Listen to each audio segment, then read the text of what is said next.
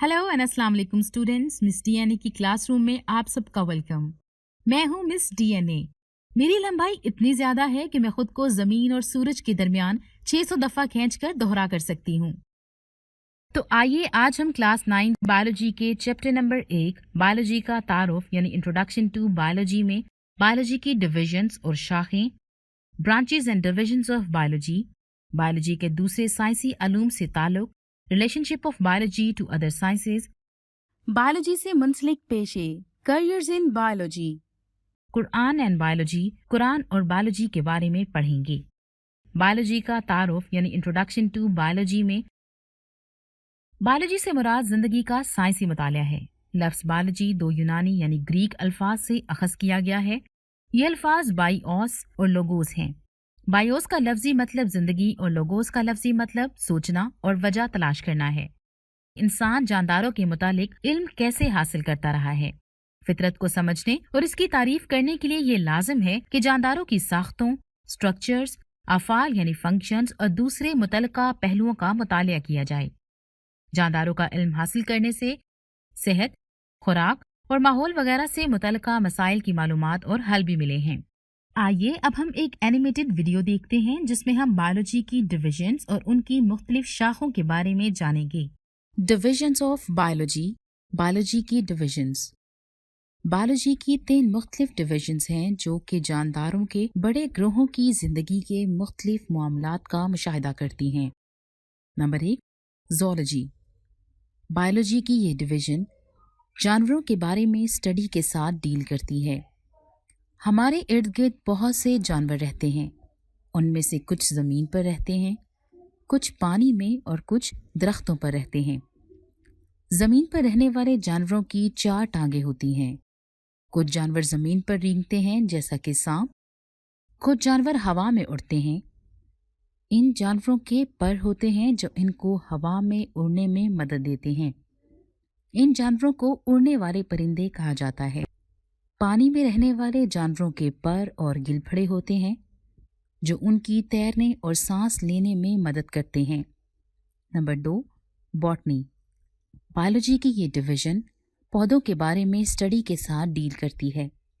हम अपने इर्द गिर्द मुख्तलिफ पौधे देखते हैं। इनमें से कुछ छोटे और कुछ बहुत बड़े होते हैं। बड़े पौधों को दरख्त कहा जाता है जबकि छोटे पौधों को झाड़ियाँ कहा जाता है।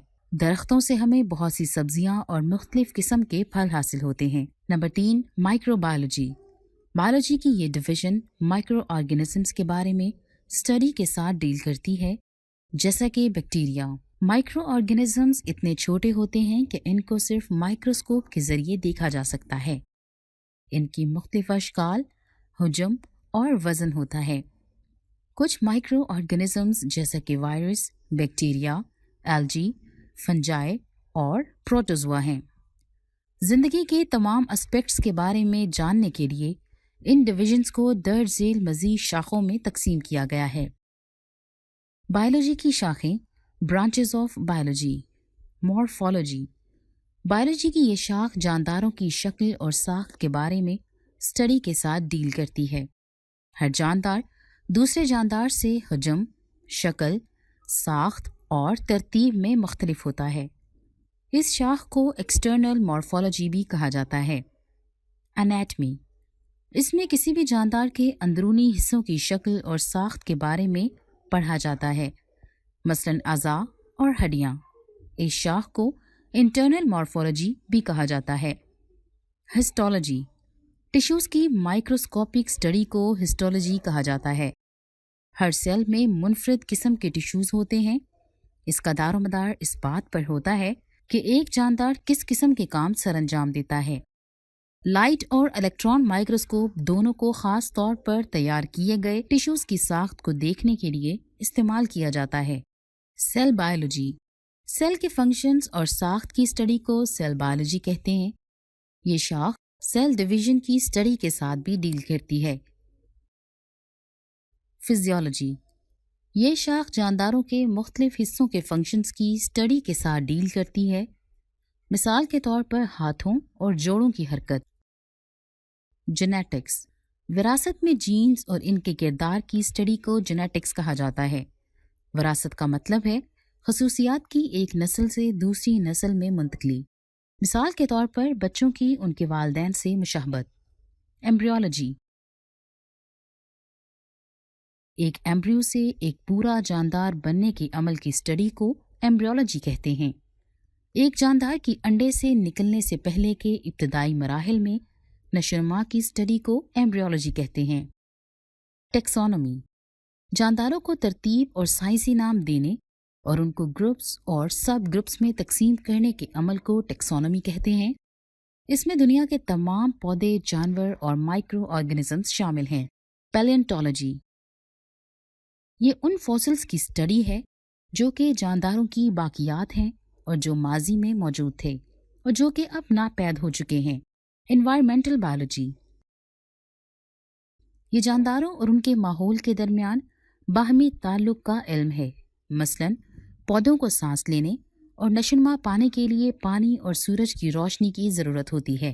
سوشیو بائیولوجی، یہ جانوروں کے رویوں اور عادات کو جاننے کا علم ہے جو کہ ایک معاشرہ بناتے ہیں۔ پیرسٹالوجی، یہ شاخ پیراسائٹس کی اسٹڈی کو ڈیل کرتی ہے۔ پیراسائٹس ایسے جاندار ہیں جو کہ دوسرے جانداروں سے خوراک لیتے ہیں اور بدلے میں انہیں نقصان پہنچاتے ہیں۔ ان کی ساخت، خوراک کی ترسیل کا طریقہ اور ہوسٹ پیراسائٹ ریلیشن سب پیرسٹالوجی میں پڑھا جاتا ہے۔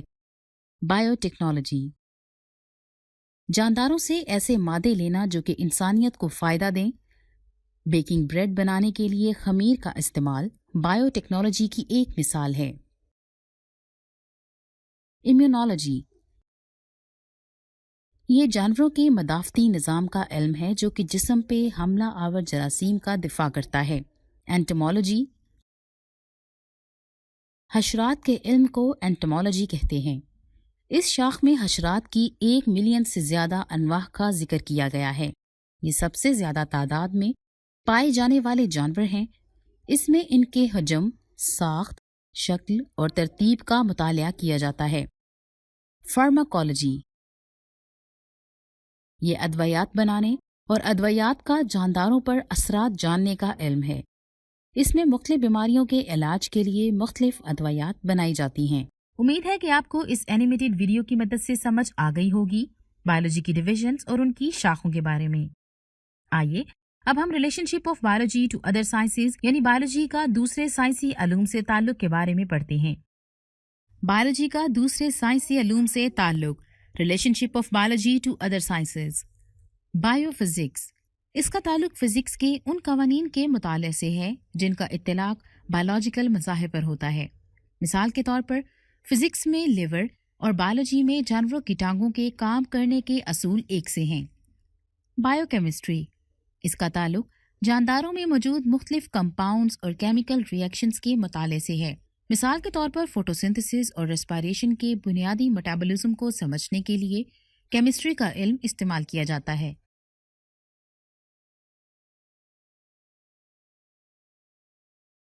بایو میتھمیٹکس اور بایو میٹری۔ بایو میتھمیٹکس یا بایو میٹری، اس کا تعلق میتھمیٹکس کے اصول اور طریقے استعمال کر کے بایولوجیکل اعمال کے مطالعے سے ہے۔ مثال کے طور پر تجرباتی کام کے بعد اکٹھے ہونے والے اعداد و شمار کے تجزیے کے لیے بایولوجسٹ کو میتھمیٹکس کے اصول استعمال کرنا پڑتے ہیں۔ بایو جیوگرافی، اس کا تعلق زمین کے مختلف جغرافیائی حصوں میں جانداروں کی اسپیشیز کی موجودگی اور پھیلاؤ کے مطالعے سے ہے۔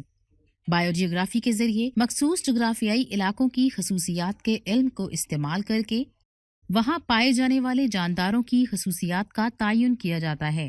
بایو اکنامکس، اس کا تعلق معاشی حوالے سے جانداروں کے مطالعے سے ہے۔ مثال کے طور پر بایو اکنامکس کے ذریعے گندم کی فصل پر لگائے جانے والا سرمایہ اور اس کی قیمت فروخت کا حساب کر کے نقصان یا نفع کا تعین کیا جا سکتا ہے۔ بایولوجی سے منسلک پیشے، کریئرز ان بایولوجی، میڈیسن، سرجری۔ میڈیسن کے پیشے کا تعلق انسان میں بیماریوں کی تشخیص اور علاج سے ہے۔ سرجری میں جسم کے حصے مرمت کیے جا سکتے ہیں، تبدیل کیے جا سکتے ہیں یا نکالے جا سکتے ہیں۔ مثال کے طور پر رینل سرجری کے ذریعے گردوں کی پتھری نکالنا، گردوں اور جگر کی پیوند کاری یعنی ٹرانسپلانٹیشن وغیرہ۔ فشریز، ماہی پروری یعنی مچھلیوں کی پیداواری کا پیشہ فشریز کہلاتا ہے۔ زراعت یا ایگریکلچر، یہ پیشہ غذائی فصلوں اور ان جانوروں سے متعلق ہے جو خوراک کے ذرائع ہیں۔ ایک زرعی ماہر فصلوں مثلاً گندم، چاول، مکئی وغیرہ اور جانوروں مثلاً بھینس، گائے وغیرہ کی پیداوار میں بہتری کے لیے تحقیق کرتا ہے۔ علم حیوانیات پروری، اینیمل ہسبینڈری، یہ ایگریکلچر کی ایک شاخ ہے جس میں پالتو جانوروں، مال مویشی لائف سٹاک مثلاً بھیڑ، گائے، بھینس وغیرہ کی حفاظت اور نسل کشی یعنی بریڈنگ کی جاتی ہے۔ ہارٹیکلچر، اس کا تعلق باغبانی سے ہے۔ اس کا ماہر آرائشی پودوں اور پھلوں والے پودوں کی موجودہ اقسام کی بہتری کے لیے اور نئی اقسام پیدا کرنے کے لیے کام کرتا ہے۔ فارمنگ، اس پیشے کا تعلق مختلف اقسام کے فارم تیار اور محفوظ کرنے سے ہے۔ مثال کے طور پر کچھ فارمز میں نسل کشی کے ایسے طریقہ کار استعمال کیے جاتے ہیں جن سے زیادہ پروٹینز اور دودھ دینے والے جانور پیدا ہوں۔ پولٹری فارم سے مرغیوں اور انڈوں کی پیداوار حاصل کی جاتی ہے۔ فوریسٹری میں پیشہ ور قدرتی جنگلات کی حفاظت کرتے ہیں اور حکومت کو مصنوعی جنگلات کی کاشت اور نشوونما کے مشورے دیتے ہیں۔ بائیو ٹیکنالوجی، بائیولوجی میں یہ جدید ترین پیشہ ہے۔ اس کے ماہر وہ محقق اور عملی کام کرتے ہیں جن میں مائکرو آرگنزم سے مفید مصنوعات بنوائی جاتی ہیں۔ میں امید کرتی ہوں آپ کو اس ٹاپک کی اچھے سے سمجھ آ گئی ہوگی۔ آئیے اب قرآن اور بائیولوجی کے مطالعہ دیکھتے ہیں۔ قرآن اور بائیولوجی، قرآن پاک میں کئی جگہوں پر اللہ تعالیٰ زندگی کی ابتدا اور جانداروں کے خواص کے متعلق اشارے دیتے ہیں۔ انہی آیات میں نصیحت کی گئی ہے کہ اشارے پانے کے بعد انسان زندگی کے نامعلوم پہلوؤں کی کھوج بھی لگائے۔ یہاں ہم ان رہنما اصولوں کی چند مثالیں دیکھیں گے۔ ہم نے ہر زندہ چیز پانی سے تخلیق کی، سورہ انبیاء آیت نمبر 30۔ ہم جانتے ہیں کہ پانی تمام جانداروں کے پروٹوپلازم کا 60 سے 70% بناتا ہے۔ ہم یہ بھی جانتے ہیں کہ زندگی کا آغاز پانی میں ہوا تھا۔ مدرجہ بالا آیت تمام جانداروں کی پانی میں مشترکہ ابتدا کا اشارہ بھی دیتی ہے۔ آئیے اب ہم سیمولیشن دیکھتے ہیں۔ برانچز آف بائیولوجی، بائیولوجی کی شاخیں۔ ان میں سے ایک صحیح جواب کو اس ٹوکری میں ڈالیں۔ اس شخص کا تعلق جانداروں کی بناوٹ اور ساختوں کے مطالعہ سے ہے۔ سوچئے وہ کون سی شاخ ہوگی؟ جی ہاں، وہ شاخ مارفالوجی ہے۔ ویری گڈ، یہ صحیح جواب ہے۔ اندرونی ساختوں کے مطالعے کو کیا کہتے ہیں؟ سوچئے، ذرا غور کیجئے۔ ویری نائس، اندرونی ساختوں کے مطالعے کو انیٹمی کہتے ہیں۔ یہ بالکل صحیح جواب ہے۔ بہت خوب بچوں، ویل ڈن۔ جانداروں کے ٹیشوز کا مائکروسکوپ کی مدد سے مطالعہ کرنا کیا کہلاتا ہے؟ جی تو بچوں، اپنے ذہن پہ ذرا زور دیجئے۔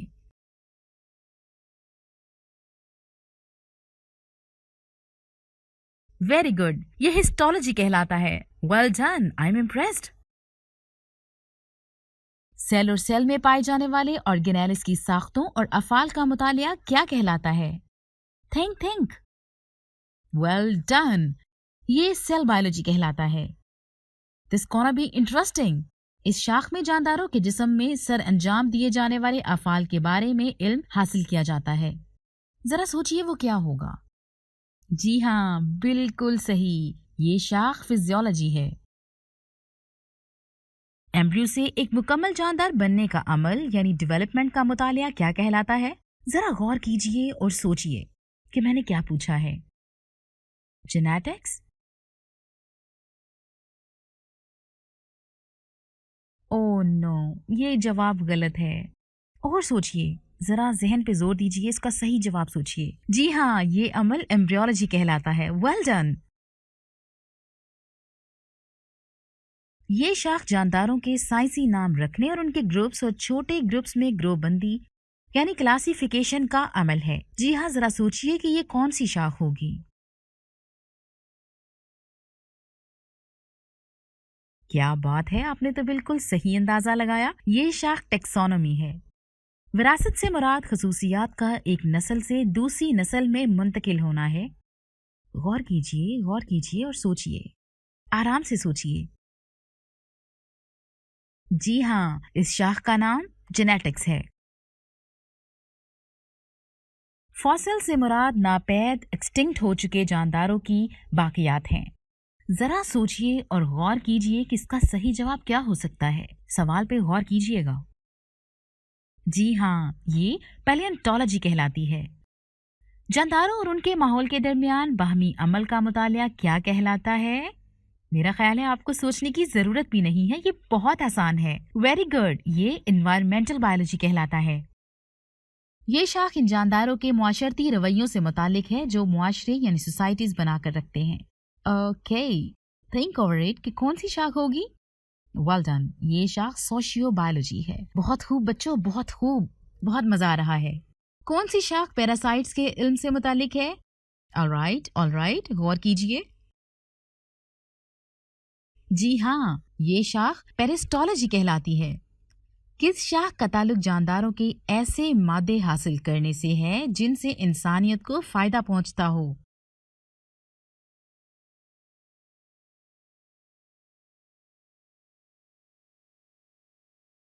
एक्सेलेंट, ये शाख बायोटेक्नोलॉजी है। ये मुतालिया जानवरों के मदाफती निज़ाम यानी इम्यून सिस्टम का अमल है जो जिस्म में नुकसानदेह माइक्रो ऑर्गेनिजम्स के खिलाफ दिफा करता है। मेरा ख्याल है नाम से ही आपको अंदाजा हो गया होगा कि ये शाख कौन सी हो सकती है।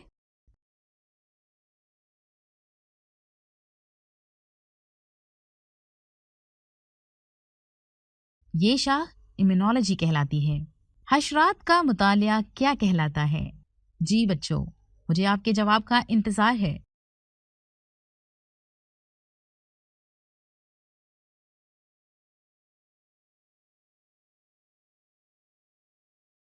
वेरी नाइस, ये शाख एंटोमोलॉजी है। Well done. मेडिसिन और जानदारों के जिस्म पर इनके असरात का मुतालिया किया जाता है। जी हाँ, ये शाख फार्माकोलॉजी कहलाती है। वेल डन बच्चों। हमारा ये सेशन बहुत इंटरेस्टिंग था और मुझे लगता है मेरे साथ साथ आपने भी खूब इंजॉय किया होगा। उम्मीद है इस सिमुलेशन से आपको बहुत अच्छी तरह से इस टॉपिक के बारे में समझ आ गई होगी। आइए अब कुछ सवालात देखते हैं। इस सवाल में पूछा गया है कि ऑर्गेनिजम्स के मुख्तलिफ हिस्सों के अफ़आल के मुताले को क्या कहा जाता है। ऑप्शंस आपके सामने हैं। Botany, zoology, physiology, none of the above. सोचिए और इसका जवाब बताइए कि क्या हो सकता है।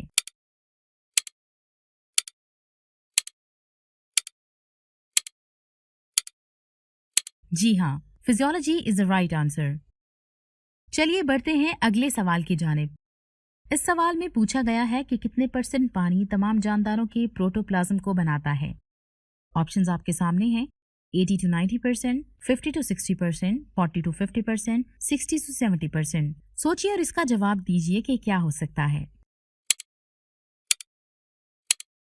जी हाँ, 60 to 70% is the right answer. Well done.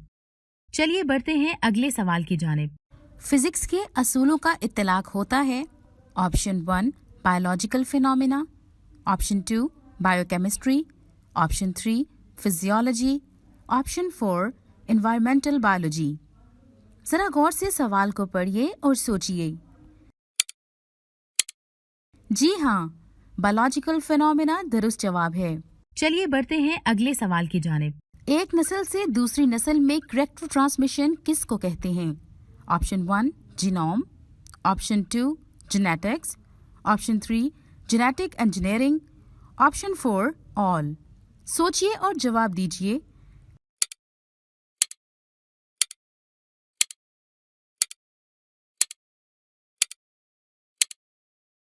जी हाँ, genetics is the right answer. Well done students.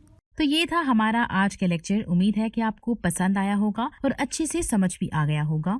आपसे अगले लेक्चर में मुलाकात होगी। तब तक के लिए अपना बहुत ख्याल रखिएगा और अपने घरों में महफूज रहिएगा। अल्लाह हाफिज।